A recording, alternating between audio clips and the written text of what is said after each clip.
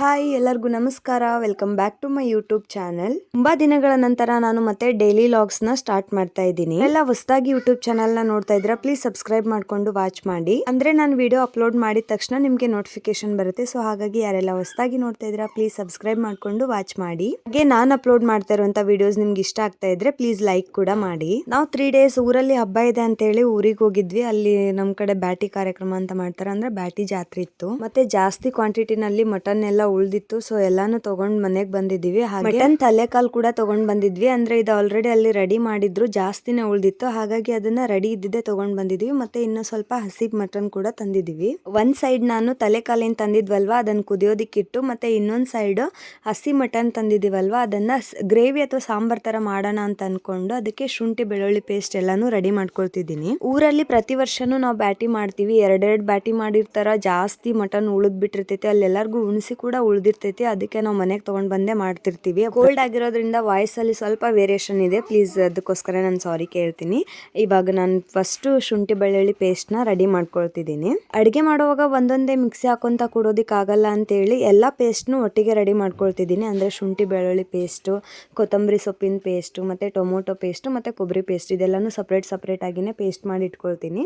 ಇವಾಗ ಶುಂಠಿ ಬೆಳ್ಳುಳ್ಳಿ ಪೇಸ್ಟ್ ರೆಡಿ ಆಯ್ತು. ಮಟನ್ ಮ್ಯಾಕ್ಸಿಮಮ್ ಒಂದು 3 ಇಂದ 4 kg ಇತ್ತು. ಅದಕ್ಕೆ ಎಷ್ಟು ಬೇಕಷ್ಟು ಮತ್ತೆ ಕೊತ್ತಂಬರಿ ಸೊಪ್ಪು ಮತ್ತೆ ಟೊಮೊಟೊನ ತಗೊಂಡು ನೀಟಾಗಿ ತೊಳೆದು ಇಟ್ಕೊಂಡು ಮಿಕ್ಸಿಗೆ ಹಾಕೊಂಡು ಇದ್ರದ್ದು ಪೇಸ್ಟ್ ನ ರೆಡಿ ಮಾಡ್ಕೊಳ್ತಿದ್ದೀನಿ. ಟೊಮೊಟೊನ ಚಿಕ್ಕ ಪೀಸ್ ಆಗಿ ಕಟ್ ಮಾಡ್ಕೊಂಡು ಮಿಕ್ಸಿಗೆ ಹಾಕೊಳ್ತೀನಿ, ಅಂದ್ರೆ ಸ್ವಲ್ಪ ಫೈನ್ ಆಗಿ ಪೇಸ್ಟ್ ಆಗ್ಲಿ ಅಂತ ಹೇಳಿ. ಮತ್ತೆ ಕೊತ್ತಂಬರಿ ಸೊಪ್ಪನ್ನ ಸಣ್ಣದಾಗಿ ಕಟ್ ಮಾಡ್ಕೊಂಡು ಮಿಕ್ಸಿಗೆ ಹಾಕೊಳ್ತೀನಿ. ರುಬ್ಕೊಂಡಿದ್ದ ಎಲ್ಲಾ ಪೇಸ್ಟ್ ನು ಸಪ್ರೇಟ್ ಆಗಿನೇ ನಾನು ಒಂದು ಬೌಲ್ ಅಲ್ಲಿ ತೆಗೆದಿಟ್ಕೊಳ್ತೀನಿ. ಹೇಗಾಗಿ ಉಳಿದ್ರು ಕೂಡ ನೆಕ್ಸ್ಟ್ ಬೇರೆ ಅಡ್ಗೆಗೆ ಯೂಸ್ ಮಾಡ್ಕೊಳ್ಬಹುದು ಅಂತ ಹೇಳಿ ಸಪ್ರೇಟ್ ಬಾಕ್ಸ್ ಅಲ್ಲಿ ತೆಗೆದಿಟ್ಕೊಳ್ತೀನಿ. ನನ್ನ ಪಾಡಿಗೆ ನಾನು ಅಡ್ಗೆ ಮಾಡೋದ್ರಲ್ಲಿ ಬಿಸಿ ಇದ್ದೀನಿ. ಇವ್ರ ಮೇಡಮ್ ಆಕ್ಟಿವಿಟಿ ಮಾಡ್ತಾ ಇದ್ದಾರೆ. ಮತ್ತೆ ನಮ್ಮ ಯಜಮಾನ್ರು ಅಥರ್ವನ್ಗೆ ಮಲಗಿಸ್ತಾ ಇದ್ದಾರೆ. ನನ್ನ ಕೆಲಸ ಜಾಸ್ತಿ ಇದ್ದಾಗ ನಮ್ಮ ಅಥರ್ವನಿಗೆ ಬೇಕಂತ ಅಳು ಬಂದ್ಬಿಟ್ಟಿರ್ತೈತಿ. ನನ್ ಮಲಗಿಸ್ ಬರ್ರಿ ಅಂತ ಜೋರ್ ಅಳ್ತಿರ್ತಾನೆ. ಅದಕ್ಕೆ ಇವ್ರು ಮಲಗಿಸ್ತಿದ್ದಾರೆ.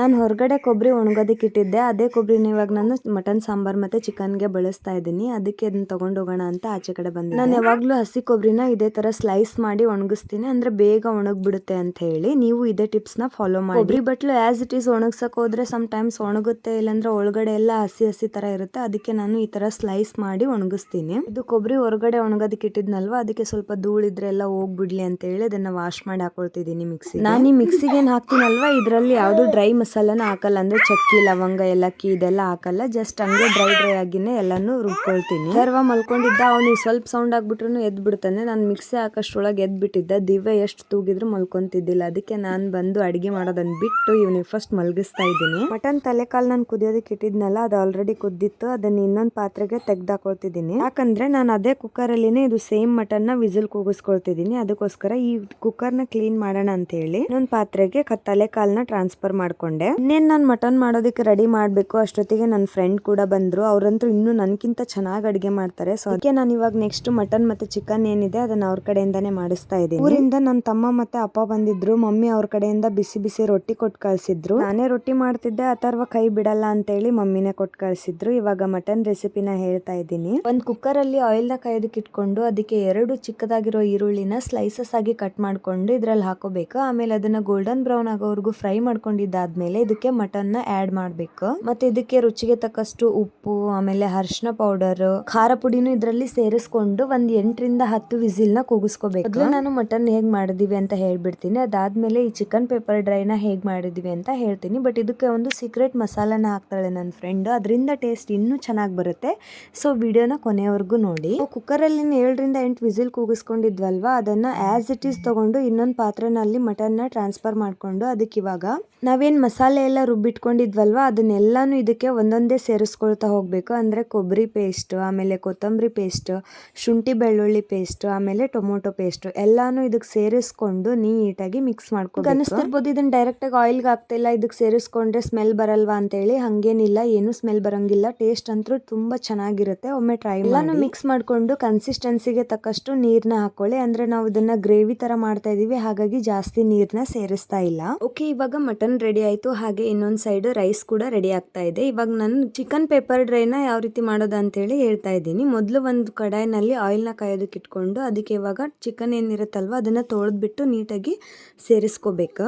ಮೊದಲು ಚಿಕನ್ ನ ಆಯಿಲ್ ಅಲ್ಲಿ ನೀಟಾಗಿ ಎಲ್ಲಾನು ಹೊಂದಿಸ್ಕೊಳ್ಬೇಕು. ಅದಾದ್ಮೇಲೆ ಇದಕ್ಕೆ ರಿಮೈನಿಂಗ್ ಮಸಾಲೆ ಏನಿರುತ್ತೆ ಅದನ್ನ ಆಡ್ ಮಾಡ್ಬೇಕು. ಆಯಿಲ್ ಅಲ್ಲಿ ಚಿಕನ್ ಎಲ್ಲ ನೀಟಾಗಿ ಹೊಂದಿಸ್ಕೊಂಡಾದ್ಮೇಲೆ ಇದಕ್ಕೆ ಉಪ್ಪು ಮತ್ತೆ ಅರಿಶಿನ ಪೌಡರ್ ಆಮೇಲೆ ಖಾರ ಪೌಡರ್ ನ ಸೇರಿಸ್ಕೊಂಡು ಮತ್ತೆ ನೀಟಾಗಿ ಮಿಕ್ಸ್ ಮಾಡ್ಕೊಳ್ಬೇಕು. ಪುಡಿ ಹಾಕಿದ ಮೇಲೆ ಒಂದ್ 5ರಿಂದ 10 ನಿಮಿಷ ಇದನ್ನ ಲಿಡ್ ಕ್ಲೋಸ್ ಮಾಡಿ ನೀಟಾಗಿ ಬೇಯಿಸ್ಕೋಬೇಕು. ಸ್ವಲ್ಪ ಹೊತ್ತು ಕುದಿಸ್ಕೊಂಡಾದ್ಮೇಲೆ ಚಿಕನ್ ನೀರ್ ಬಿಡ್ತೈತಿ. ಈ ಟೈಮ್ ಒಳಗೆ ಇದಕ್ಕ ಶುಂಠಿ ಬೆಳ್ಳುಳ್ಳಿ ಪೇಸ್ಟ್, ಕೊತ್ತಂಬರಿ ಪೇಸ್ಟ್ ಆಮೇಲೆ ಟೊಮೊಟೊ ಪೇಸ್ಟ್ ಎಲ್ಲಾನು ಸೇರಿಸ್ಕೊಂಡು ನೀಟಾಗಿ ಮಿಕ್ಸ್ ಮಾಡ್ಕೋಬೇಕು.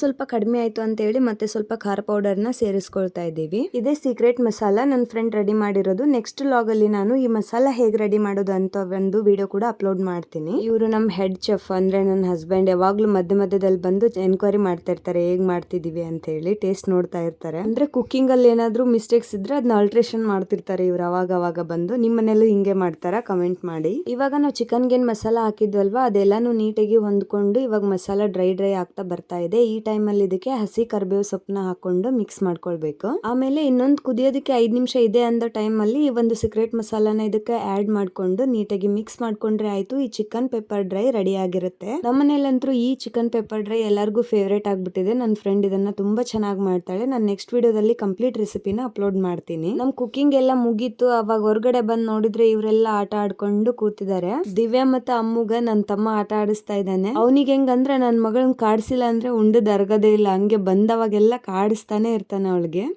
ಮುಖ ನೋಡಿ ಅವಳದು ಹೆಂಗಾಗಿದೆ ಅಂತ. ರೀಸೆಂಟ್ ಆಗಿ ಅವಳದು ಹಲ್ಲು ಬಿದ್ದಿದೆ, ಅದಕ್ಕೆ ಅವನ ಆ ರೀತಿ ಕಾಡಿಸ್ತಾ ಇದ್ದಾನೆ. ಇನ್ನು ಹೊರಗಡೆ ಅಥರ್ವಂಗೆ ಅಪ್ಪ ಆಟ ಆಡಿಸ್ತಾ ಇದ್ರು.